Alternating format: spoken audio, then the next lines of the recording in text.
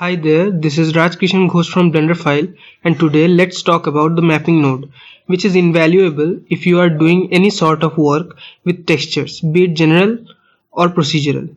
The mapping node basically allows us to control the shape and size of a texture according to our needs. To get the mapping node, we press Shift A, then Vector, and then Mapping. We can also get it by pressing Ctrl T on any texture if we have enabled the Node Wrangler add-on, in which case we will also get a texture coordinate. Now, the mapping node has a vector input and a vector output. We will be going over the 4 upper buttons later in the video. So we jump onto the location. The 3 location values are for translating the texture in X, Y and Z axis. Similarly, the rotation values are for rotating the texture and the scale values are for scaling the texture in the 3 axes. This is similar to the translation, rotation and scaling of an object in the 3D viewport. Next, we can find the minimum and the maximum checkboxes.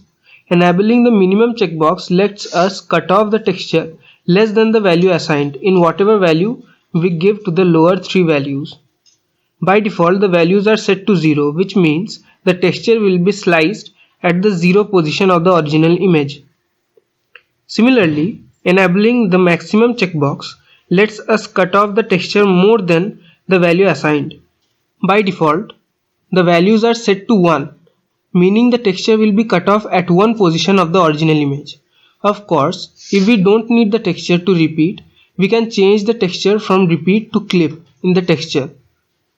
But the checkboxes in the mapping node gives us more control and also helps us clip the procedural textures which don't have a clip extension option. Let's now move on to the 4 buttons at the top, known as transformation types. By default, it is set to point, in which case the transformations behave as if we were manipulating a UV unwrap. If we move the unwrap right, the texture on the object goes left. Similarly, increasing the values move the texture left. If we scale the unwrap up, the texture gets small.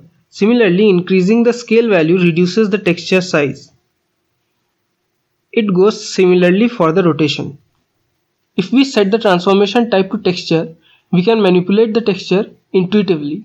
For example, increasing the X value for location actually increases the X position of the texture. Increasing the scale also increases the size of the texture and so on. Next is the vector option, which does the exact same thing as the point option for rotation and scaling. For the location of the vector option, whatever value we give, there is no change.